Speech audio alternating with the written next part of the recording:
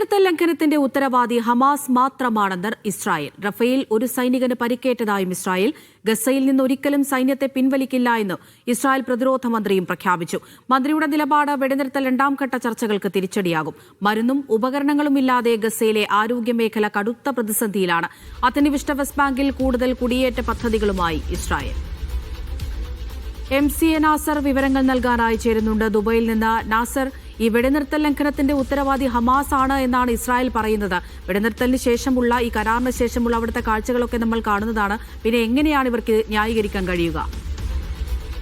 അവിടുത്തെ തീർച്ചയായിട്ടും, കാരണം 800-ലധികം തവണ ഈ 2 മാസത്തിലേറെ നീണ്ട വെടിനിർത്തൽ നിരന്തരം ലംഘിച്ച ഒരു രാജ്യം തന്നെയാണ് ഇപ്പോൾ തങ്ങളല്ല ഈ വെടിനിർത്തൽ ലംഘനം നടത്തുന്നത്. നേരെ മറിച്ച് ഹമാസ് നടത്തുന്ന നിരന്തരമായിട്ടുള്ള ആക്രമണങ്ങളാണ് വെടിനിർത്തൽ ലംഘിക്കപ്പെടുന്ന ഒരു സാഹചര്യത്തിലേക്കും അതിലൂടെ ട്രംപ് മുന്നോട്ട് വെച്ച പദ്ധതിയെ തകിടം മറിക്കുന്ന ഒരു അവസ്ഥയിലേക്കും കാര്യങ്ങൾ കൊണ്ട് എത്തിച്ചിരിക്കുന്നത്.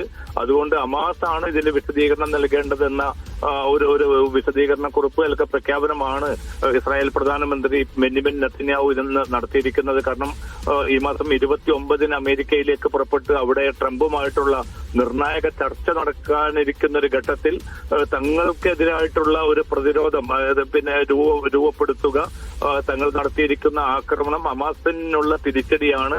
അതിലപ്പുറം ഏകപക്ഷീയമായിട്ടുള്ള ഒരു വെടിനിർത്തൽ ലംഘനവും തങ്ങൾ നടത്തിയിട്ടില്ല എന്ന് സ്ഥാപിക്കാനുള്ള ഒരു വ്യഗ്രത കൂടിയാണ് ഇസ്രായേൽ പ്രധാനമന്ത്രി നെതന്യാഹുവിന്റെ ഈ പ്രസ്താവനയ്ക്ക് പിന്നിലുള്ളത്. കാരണം 800-ലധികം തവണ വെടിനിർത്തൽ ലംഘിച്ചുകൊണ്ട് ഏതാണ്ട് 412 പേരെയാണ് ഇസ്രായേൽ കൊലപ്പെടുത്തിയിരിക്കുന്നത്.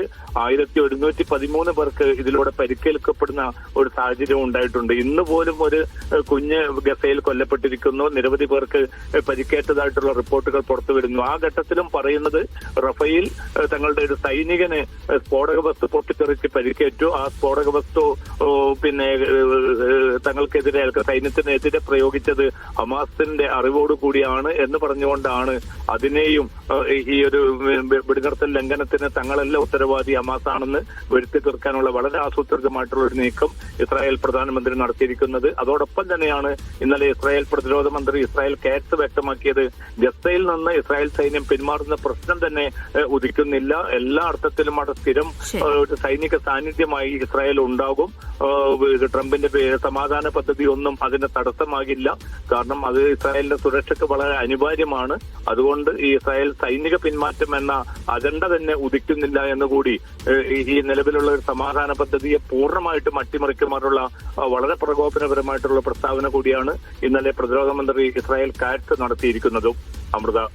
MCA നാസറാണ് ദുബൈയിൽ നിന്ന് വിവരങ്ങൾ നൽകിയത്. തിരുപ്പിറവി ആഘോഷത്തിൽ വിശ്വാസികൾ.